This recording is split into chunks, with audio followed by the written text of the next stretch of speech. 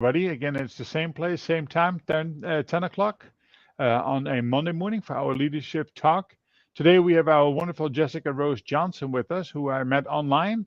And her title and her interest in suicide prevention and working with veterans immediately grabbed my attention because that comes near and dear to my heart as well. We have to remember that as leaders in healthcare or outside of healthcare, one of the core responsibilities we have is to genuinely care for the people that we lead. I call it love those you lead.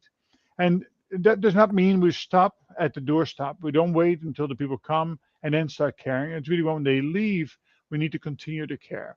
We need to be attentive to what it is that they do in the workplace, but also have a deeper understanding of what happens and takes place at home, having that psychological safety and that physical safety. So, Jessica, thank you for joining me this morning. I know you've been on the road. Tell us where you're from. Tell us a little bit about yourself, and then let's start a conversation about the topic that you feel most passionate about. And then, good morning to you and to the audience. Good morning. Good morning. Thank you so much. I'm happy to be here and join in on this conversation. I always love talking about taboo topics, especially ones that are also near and dear to my heart as well. So my name is Jessica Rose Johnson. I'm from the great state of OK. So it is 9 o'clock my time here, and I am a Marine Corps veteran. My husband's a Navy veteran. I actually come from a long blood lineage of the military. And I just say that service runs in my blood. So after the Marine Corps, I just kind of kept continuing to serve and wanted to continue to serve my people that I was connected with. And I stumbled across really suicide prevention on accident, but I've absolutely loved it because I love people, and I truly believe that there's good in this world and there's good in every person that we meet. So I'm just thrilled to be able to have this conversation, and I hope that people can learn something today that they can take back and help save lives, and sometimes their own lives or their family members' lives. Yeah, and I think that's really the most important thing is to have the conversation, even though it's difficult conversation. So first, thank you for your service. Thank your husband for his service to the country and your family. I had the opportunity to go to Camp Shanks in Orangeburg, in New York yesterday, where over 1.3 million soldiers came through on the way to the European theater in World War II, and got to speak to an World War, actually a Vietnam veteran, and was quite impressive. But one of the things that we talk about a lot, and it's sadly, especially in military services, I think it is up to 20 to 30 members of military service commit suicide on a daily basis. Having worked in emergency services for the last 30 years, sadly, we have been impacted indirectly, way too many times by suicide.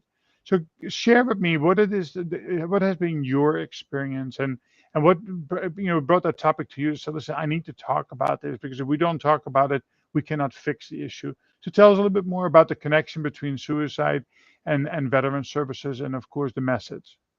So I think there's a couple of things. It's not just military veterans too, but the line of work that you've had. A lot of the times what happens is we have this hero mentality, right? And it's not necessarily that it's a bad thing, but it is a thing. So we have our military, we have our police, we have our fire, our doctors, our nurses, all these people who are held to this standard that you're going to protect me. You're going to keep me safe. You're going to save my life. So that personality, right? So when we have this, like, we are the ones that come to save, we are the ones that people rely on to protect them, that if we're the ones that need help, we're the ones that need protection or saving, there's this sense of identity crisis, almost like, I can't be weak, I'm not allowed to be weak, I'm supposed to be the strong one, right? So we typically, in fields of first responders or hero-based fields, right, is that we internalize things a lot more. We're less willing to admit when we need help because, again, there's this, well, I'm up here on this pedestal, like, I'm the one that's supposed to be the helper, I'm not the one that's supposed to need help. So we see that a lot where that it breaks down to the core beliefs about yourself and the role that you play within your own life and within society. The other thing that we see a lot with these first responder based roles is there is a lot of training on life and death. So we understand what life and death is. So we understand means more. And typically what happens is that these first responder roles, when they do think of suicide, they're typically thinking of a more permanent means. And I say that I mean of more firearm based suicides than overdose suicides. The other thing with that, though, too, is that the data when it comes to ruling a suicide versus an accident with overdoses, there's kind of this gray area because if you can't prove intent, then it gets ruled an accident. And most states, in order to prove intent, they'll lean on caution and say, was there a note left? If there wasn't a note left, then the overdose is an accident. So we're also going back to the data issues, what's being reported. My background's actually criminal justice. So we have this dark figure of crime, right? All that crime that's not reported. Well, what we know is what's reported. So Yeah. we go off of the data that's reported, the deaths that are reported, and what do we do with that? How do we change that? How do we have these conversations about lethal means safety and just safety in general, especially for people who are in that role to be the one to keep you safe and to protect you? Yeah, very interesting. Do you think, talking about data, because that's kind of like what I enjoyed looking into as well, do you think that because the 24-hour news cycle today highlights the suicide rate amongst military or service members, and that could be emergency service or service members, versus what it was like after World War II or after, Korea or after Vietnam or even after a Desert Storm type events? Do you think it is worse today that that more people resolve to that, or is it about the same? We're just talking about it in a different way. I think we're talking about it more and we're tracking it more. So, one of the barriers to the data piece as well is there's this misconception on the term veteran. So, if we're just looking at those that served in the military, a lot of times people will say, are you a veteran? People may not answer that. And certain roles that don't answer that, when I was a contractor for the National Guard, that's a huge one. That was a very eye opening experience to me, is because National Guard and Reserve is a lot different than active duty. So if you're in the National Guard and the Reserves and you haven't deployed, you may not qualify veteran status for the Department of Veterans Hmm. Affairs. Therefore, you may not consider yourself a veteran. So we go into that piece of it. We also go into the piece of, 100 years ago, we'll say that people weren't willing to call suicide what it was. It was a lot more taboo. People felt very shameful about it. Families didn't want to talk about it. You still see a little bit of that today, but I think that we're a lot more open to the conversation and being able to say, yes, this happened. How can we fix this? How can we move forward to prevent this from happening again? I think those conversations are happening a lot more. And with the news, it's also, that's kind of another piece to it, right? Is that the news puts out so much negativity, right? We're just drawn to this negativity, all the bad stuff going on in the world, that it can suck and drain you dry. So on top of that, not only is there the data, we're increasing our data collection, which is good, but if we're reporting this thing, like my personal experiences that I've seen with people that I've helped, the stereotype that 22 veterans a day die from suicide has actually been more damaging to a lot of people I know personally, because Yeah. it creates this persona and this image that, oh my goodness, all veterans are crazy. They've all gone to war. They're all blowing their brains out at 22 per day. And it's like, whoa, can we take a step back and breathe? These are human beings. What can we do to have a better conversation than make it fearful and make it depressing for people? Yeah, and I think that holds true in healthcare. The same thing is that interesting enough, the statistics, of course, are mind blowing. It is the fact that we need to remember that there's a human being behind every statistic, and sometimes we get pretty cold about that stuff. I think that to that and really talking about, and then we can transition more into what is it that we should be looking for, and then the third part of the conversation we'll talk about what can we do about it. Is that our awareness, and I really bring up a good point about all the negative news. I always teach my students about the fact that our brain is 60% negative, even maybe a little bit more than that, and 30 to 40% positive, meaning that the negative brain loves to be fed negative information, and if you do that, you start feeling down about yourself. And somebody asked me last night, "What do you want to watch on television?" I said, "Nothing. Turn it off." I said, "There's nothing else but feeding my negative brain." I'd rather go to TikTok and watch chimpanzees and elephants and feed my positive brain and feel good about what is taking place, then continue, because you have to be careful of that, right? And you can really get sucked in that vortex of negativity, and that can happen at home, that can happen at work, and then of course all the entertainment, so-called entertainment in between, that really can bring people down. So with that said, let's talk a little bit about the signs and symptoms of what it is that we should be watching for, or what are the common themes that you have seen amongst veterans, as well as emergency services and others, that we should be far more aware about. So I did a mortality review on deaths here in my National Guard, and the one thing that was connecting all of them was loss of or fear of loss of a significant relationship. So that deals with the fact that we are so isolated now, right? That we get all of our connections through text messages or social media. We're not actually connecting as human beings. And that's not why we were created, right? We're meant to be around each other. So that's a big piece, is when people are feeling isolated, they're feeling disconnected. They don't have a personal relationship that they're connected to. They're not feeling connected to this world. So that's a big piece. Another thing is, as we talk about leadership, right? There's something that we've always heard in the suicide prevention world is it's changes in behavior is ultimately what it is. But one of the examples I love is people giving away all their possessions. That used to be a big sign, like, oh, I'm giving away all my stuff. Well, now we have the popularity of the minimalist movement, right? So just because someone's giving away other things doesn't necessarily mean they're thinking about suicide. But what it does mean is maybe you should question, like, hey, you're getting rid of all of your stuff. Like, what's changed? What's new? And maybe they'll say, oh, nothing, I just don't want it anymore. Or something will lead to you wanting to ask more questions, right? So as leaders, we should look for changes in behavior and not instantly think discipline, bad. If someone is all of a sudden showing up late to work every day, okay, well, there's a change, right? If they weren't showing up late to work every day since you hired them, something has changed and something has shifted. They're a human being. So taking that minute to say, hey, I just want to have a conversation with you. You've been showing up late, or you've been missing your deadlines, or, something has changed in your work behavior. Is there something going on? How can I help? Rather than saying, hey, you show up late one more time, I'm going to fire you, because guess what? That's just going to add to the problems that's already going on in their life. So that's the big thing, is looking for a change in behavior, whether it may be something that looks like a positive change or a negative change, and just having a little bit of a human interaction connection to find out what's causing that change. Yeah, very, excuse me, very interesting. So I call that separating their value from their performance.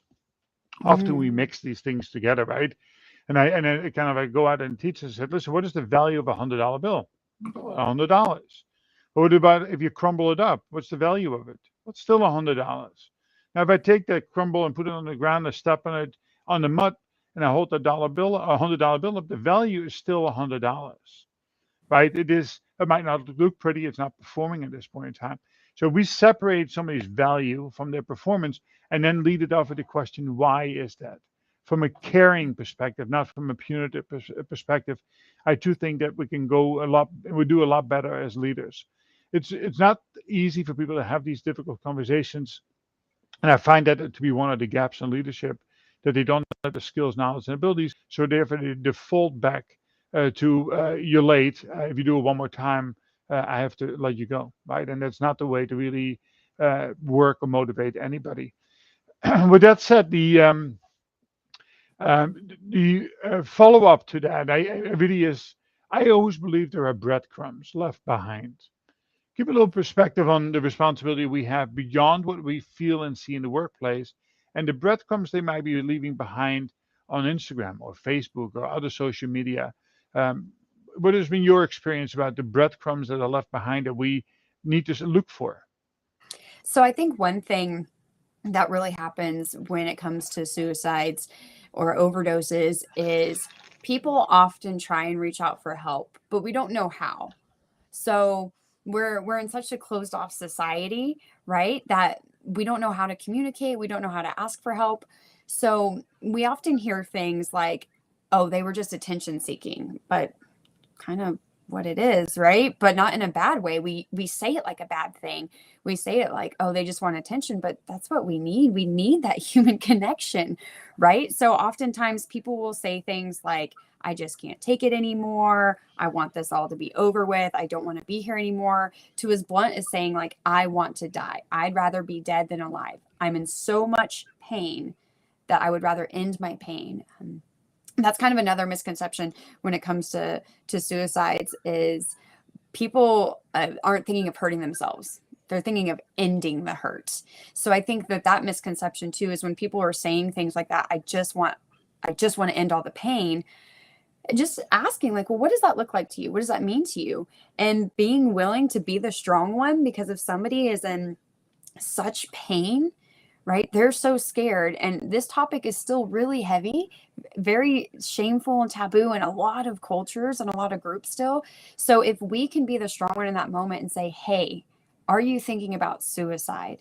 Right? That big S coming out, that oftentimes that kind of alleviates, like, okay, I can say yes and talk about, because they said it first. And I think that's a huge help too. So if you see something like these words on Facebook, and I feel kind of like a horrible person saying this, but there's always that, chin up, you got this. Or people will like leave all the comments, right? I'll see like 80 comments on someone's post, and I think back, did anybody call them? Did anybody like go to their house and knock on their door?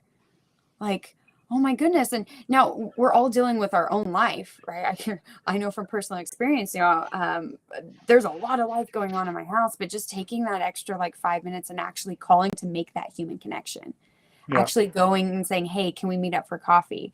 Something like that, rather than another text message, which is more disconnect than we already have. Yeah, I use that term row, reach out on Wednesdays. So to remind people that at least once a week, keep an eye on those people who are alone, especially around the holidays. And then, because it's the human connection that you're looking for, right? Is to give people an opportunity to say something. On that note, do you think there's a difference between male and female suicide rate, and why is that? And is that something we need to take into consideration from a different perspective, a different messages that they're sending us? Yeah. So typically, according to the data, is that when there is a suicide, if it's a female, they're more likely to choose a means such as overdose. A lot have believed that is from the natural nurturing state. And there's actually people who have attempted suicide and survived and have said this as well, is that I didn't want my kids or my husband to find me and have to clean up the mess. So that's something that we see as a shift and a change when we go back to that first responder role, right? Like in the military, is women in the military, suicides that happen are actually rising on the firearm level than the overdose level. So that's one thing. When we're looking at the different connections and how we communicate, if we go back to kind of that pedestal mentality too, is guys, men, the breadwinner, the ones taking care of the family, usually if there's a situation, I'll use an actual example of someone I helped, right? It's severe medical problem, right? The guy could no longer work, couldn't provide for his family, no longer felt of value, no longer felt he had a purpose or a place, and felt like he was just a burden to his family. But that's not how the family felt about it at all. Right. So the guy felt more like, I'm just going to keep it in. And then if I die, it's going to be better for my family. So a lot of that happens too, is that male societal role of being the breadwinner, being the one taking care of the family. If they're not fulfilling that societal purpose, right, that affects them just like the first responder role. So I think that's why we see higher suicide rates amongst men than women. Again, just based on kind of the bit that I've read in my personal experience when talking to people and doing interventions, is that's typically the biggest thing. The women have typically felt just overwhelmed and maxed out and felt like, I don't know what else to do, but more willing to grasp at anything to do to help them in the situation. Typically, again, kind of that nurturing state. Those are a lot of the comments that I get told, is that, I'm at my max. I don't know what else to do, but I got to think of my kids. I got to think of my husband. I got to think of whatever else I'm involved in. I'm thinking of all these people and trying to take care of all these other people in like a nurturing way, rather than I'm not fulfilling my purpose. I'm a burden. I just need to leave the situation way. Okay, so very interesting. So with that, before we go into the treatment, a portion of it. Do you think that alcohol and drugs are more often something that leads to suicide, or is that something that we really ought to keep an eye on their habits in that area, or is there not always a connection there, or majority of the time? I think that goes back to behavioral changes, right? Is that someone who maybe drinks a couple beers or a couple wines every day is all of a sudden drinking a bottle a day, or a six pack a day or something like that. There's that change in behavior, right?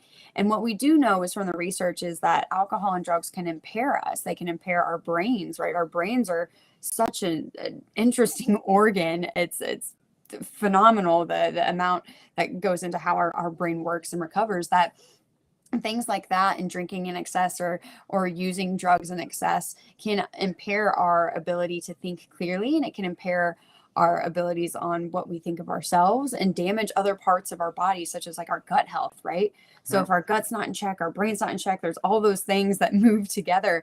So I think that it is something to watch for, especially if someone that you or someone you love is an excessive of alcohol or drugs, to really take a step back and think like, why am I involved in this? Because a lot of times what happens is people use them as coping, Yeah. right? They're Yeah. in excess of emotional pain or maybe even physical pain that's not being addressed or not being resolved.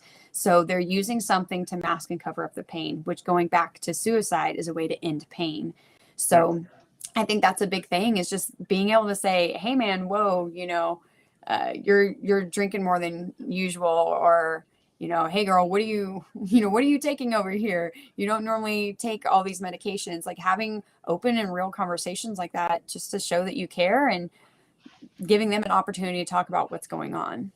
Yeah, I think it's the most important thing is to not ask that question after they commit suicide. I think that's really, really important, and we see that too often. There are breadcrumbs, there are signals and signs, and we just need to be more aware of that and have the courage to say something without, the fear of offending somebody. All right, so let's go to the last 4 or 5 minutes of the show today to talk about the treatment of it. Personally, I believe in a holistic approach when I speak to my students to prepare them for leadership, to talk about the spiritual, physical, mental, and relationship wellness. Talk a little bit about what it is that you see from a preventative standpoint that is fruitful, and that we can do as leaders in healthcare or beyond, or even as citizens.